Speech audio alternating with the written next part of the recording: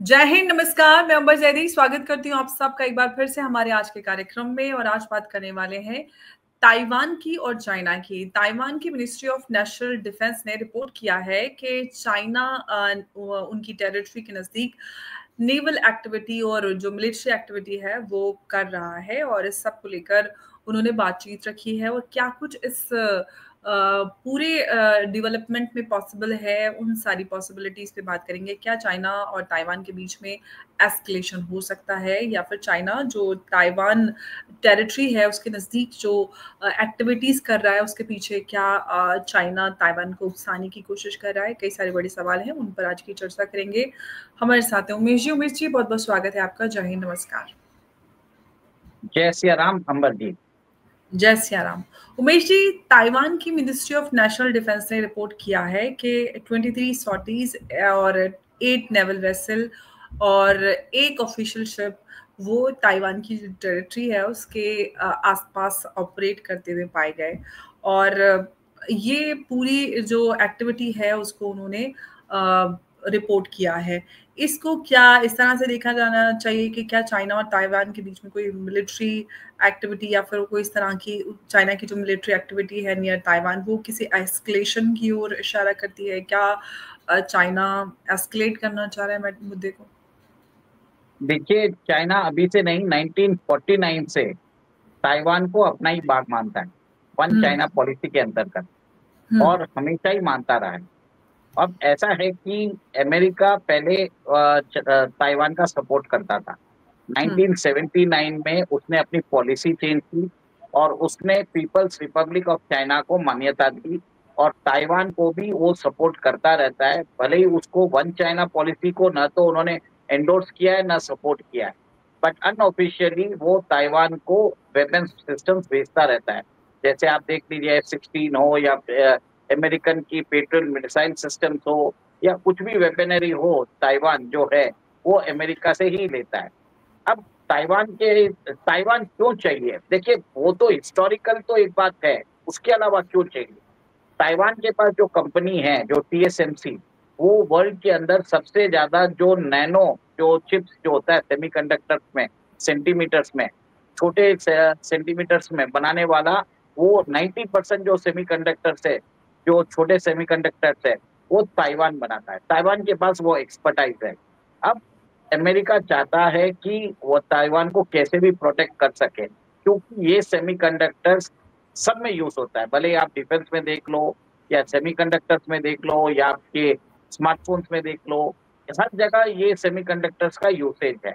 इसके लिए चाइना चाहता है कि ताइवान को ऑक्यूपाई कर ले, उसकी जो प्रोडक्शन कैपेसिटी है उसके अमेरिका, और उसके द्वारा चाइना अमेरिका को मात दे सकता है। क्योंकि जो सेमीकंडक्टर्स अगर उसके हाथ में आ जाते हैं तो वो अमेरिका को एक अपने घुटनों पे ला सकता है। अमेरिका कभी नहीं चाहेगा ऐसा हो। इसके लिए वो ताइवान को हमेशा वेपन सिस्टम देता रहता है। जो आपने बताया है, ये जो सॉर्टीज है, ये हमेशा होता रहता है। हफ्ते में 2-3 बार चाइना करता रहता है। चाइना देखना चाहता है कि ताइवान कैसे रिस्पॉन्ड करेगा इन केस हमने अगर ऐसे सॉर्टीज की है। ताइवान का रिस्पॉन्स टाइम क्या है, कौन सी मिसाइल यूज करने वाले हैं। लेकिन ये जो आप बात कह रहे हैं, मैं इस पे एक सवाल करना चाहती हूँ कि क्या आपको लगता है कि इस तरह की एक्टिविटीज करना, क्या ये भी है कि चाइना जो है वो ताइवान को प्रेशराइज करना चाहता है कि वो पूरी तरह से फुल कॉन्फ्लिक्ट में ना जाए, और चाइना ताइवान को इस तरह से ट्रिगर करे और वो चाइना के प्रेशर में आकर जो चाइना चाहता है वो अचीव कर ले? देखिए, चाइना हमेशा ताइवान स्ट्रेटेजी है। देखिए, चाइना हमेशा ताइवान के इंटरनल पॉलिटिक्स में भी इंटरफेयर करता रहता है। अब लास्ट 3 इलेक्शन में एक ऐसी पार्टी आई है जो हमेशा एंटी चाइना स्टैंड ली है। वो अपने आप को मेनलैंड का भाग ही नहीं मानते। वो अपने आप को बोलते हैं कि वो रियल चाइना है, रिपब्लिक ऑफ चाइना, और पीपल रिपब्लिक ऑफ चाइना वो हमारे ऊपर उनका कोई कंट्रोल नहीं है। वो अपने आप को ताइवान भी नहीं बोलते, वो अपने आप को रिपब्लिक ऑफ चाइना बोलते हैं। तो जो अभी प्रेजेंट गवर्नमेंट है, जहाँ पे वो प्रेसिडेंट है, वो एंटी चाइना स्टैंड में है। वहाँ की जो ऑपोजिशन है, कुमोनतिंग पार्टी, वो प्रो चाइना है। ऐसा है कि वहाँ के ऑपोजिशन लीडर्स मेनलैंड चाइना भी जाते हैं, CCP के जनरल से भी मिलते हैं, और वो एक तरह से ताइवान के अंदर वो एक माहौल बनाने की कोशिश करना चाहते हैं कि वहाँ के लोग चाइना का जो आधिपत्य है वो स्वीकार कर लें। पर आज की डेट में आप देखिए जो यंग ताइवानीज है वो चाइना के साथ जाना भी नहीं चाहते। ताइवान का जो पर कैपिटा इनकम है वो 68 to 70,000 डॉलर है, जबकि चाइना का 12 से 14 हजार डॉलर है पर कैपिटा इनकम। और सबको मालूम है कि जो हाल हांगकांग और मकाऊ का हुआ है, सिमिलर हाल ताइवान का होने वाला है। इसके लिए ताइवानी सिटीजन्स वो अपने आप को डिफरेंट समझते हैं चाइना से। ये एक बहुत बड़ा बोन ऑफ कंटेंशन है। अब आपने ये भी सुना होगा कि कुछ दिन पहले डोनाल्ड ट्रंप ने पूछा है कोरिया को, जापान को और ऑस्ट्रेलिया को, इन केस अगर चाइना ताइवान के ऊपर हमला करता है तो आप हमको कैसे सपोर्ट करोगे? क्या आप हमको हमारी फोर्स डिप्लॉय करने दोगे? क्या आप हमको अपनी टेरिटरी में आप हमारे जो नेवल शिप्स है उसको डॉक करने दोगे? क्या आप अपनी फोर्सेस हमारे साथ ज्वाइन करोगे ताइवान की सुरक्षा में? वो पहले ही पूछ लिया। देखिए आज अमेरिकन फोर्सेस ओकिनावा बेस में है जापान में, वो साउथ कोरिया में भी है, वो लोग ऑस्ट्रेलिया में भी उनका बेस है, डिएगो गार्सिया में बेस है। उनको मालूम है कि चाइना का जो एक्सपेंशनिस्ट रेजिम है वो कभी भी जाके ताइवान को हमला कर सकता है। और 2027 तक जो टाइमलाइंस है, चाइना ने एक तरह से अनऑफिशियली डिक्लेयर कर दिया है कि शायद वो 2027 में ताइवान के ऊपर हमला भी कर सकता है। अभी पिछले दिन खबर आई है कि ताइवान ने one of the largest military exercise की है in the against the Chinese mainland invasion. वो एक तरह से सारे सिनारियोस ले रहे हैं कि कैसे चाइना इन्वेड करेगा, उनको क्या क्या वेपन सिस्टम यूज करने पड़ेंगे, कैसे फॉर्मेशन बनाना पड़ेगा, कौन सी हवाई टुकड़ी को भेजना पड़ेगा, कितने दिन वो रोक सकेंगे और कितने दिन वो चाइना को परेशान कर सकेंगे, वो भी देख रहे हैं। जो मेरा मानना है, ताइवान और चाइना के बीच में एक छोटा सा आइलैंड है, किनमेन आइलैंड, उसको पहले चाइना लेगा क्योंकि वो चाइनीज कोस्ट से बहुत पास में है। अगर आप देखेंगे मैप में तो वो शायद स्टार्ट होगा उधर से। अब देखने वाली बात है कि ये चीज कब स्टार्ट होती है, क्योंकि चाइना सरप्राइज एलिमेंट देना चाहेगा। और जिस हिसाब से अगर अमेरिका पूछ रहा है अपने एलाइज को कि आप हमको कैसे सपोर्ट करोगे, तो वो दिन कभी भी आ सकती है। एक दिन आप सुनोगे कि चाइना ने अचानक ताइवान पे हमला कर दिया, ये पॉसिबिलिटी वेरी हाई।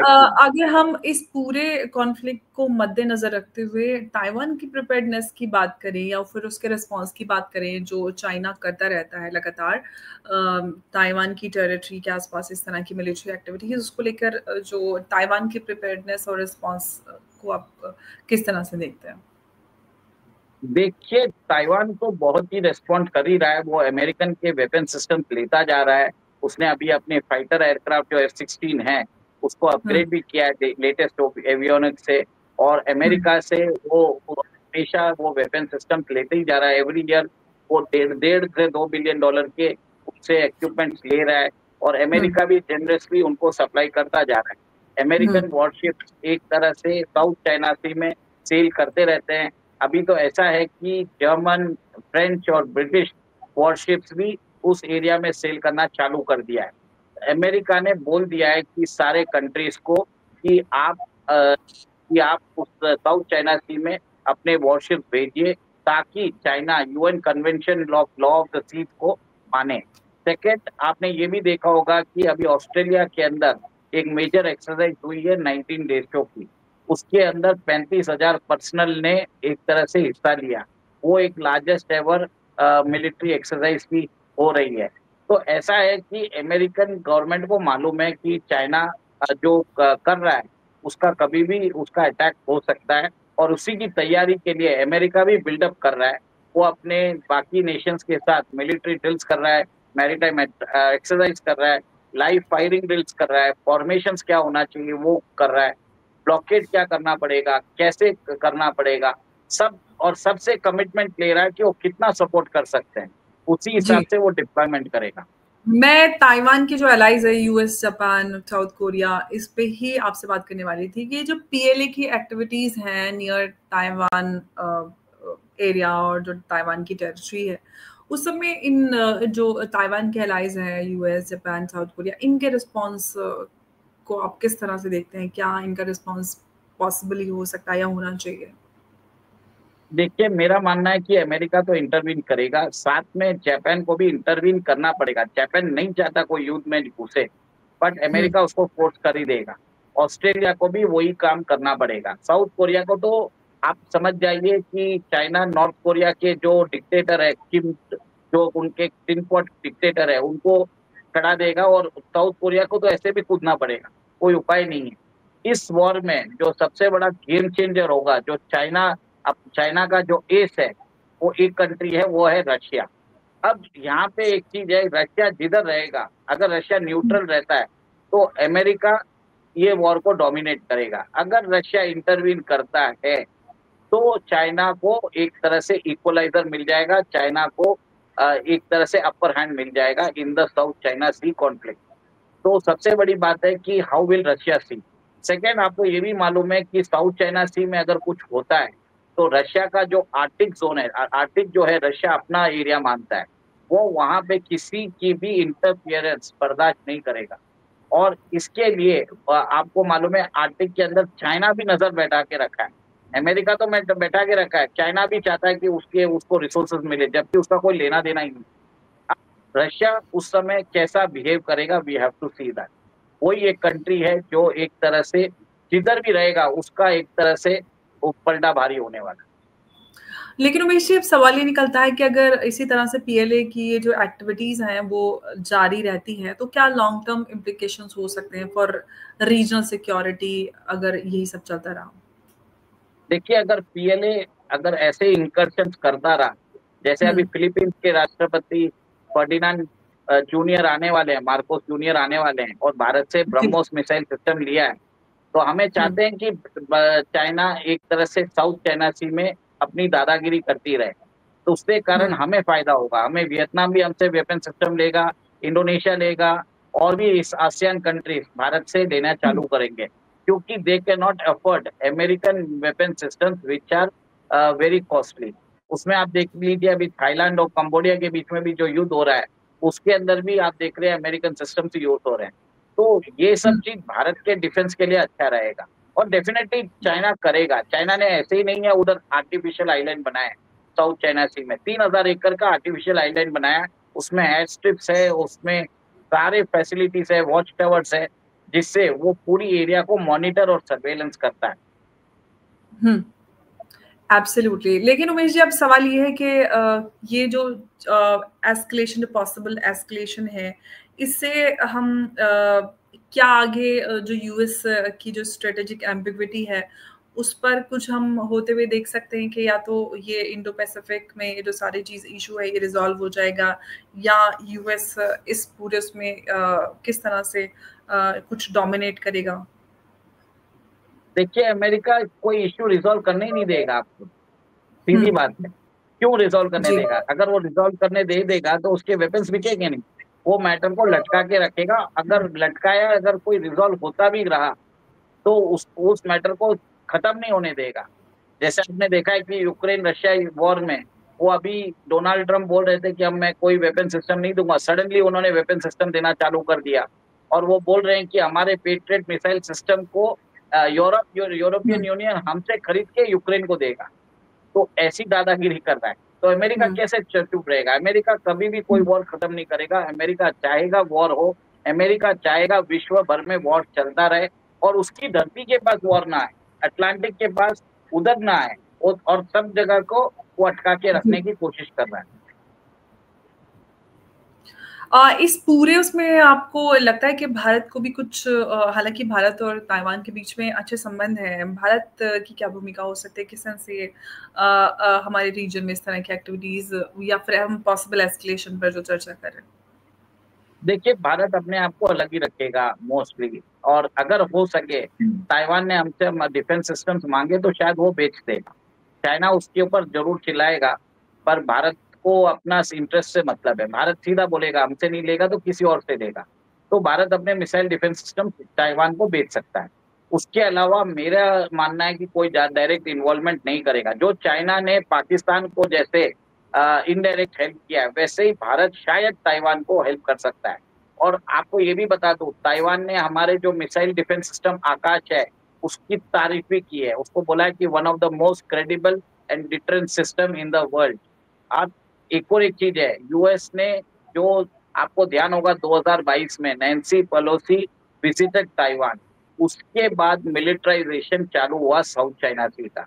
तो अमेरिका ने एक तरह से जानबूझ के कंडीशन क्रिएट कर रहा है कि ताइवान के ऊपर चाइना को हमला करना पड़ेगा, और चाइना अगर हमला करेगा तो उसका डिफेंस एक्सपेंडिचर, चाइना का डिफेंस एक्सपेंडिचर बढ़ जाएगा।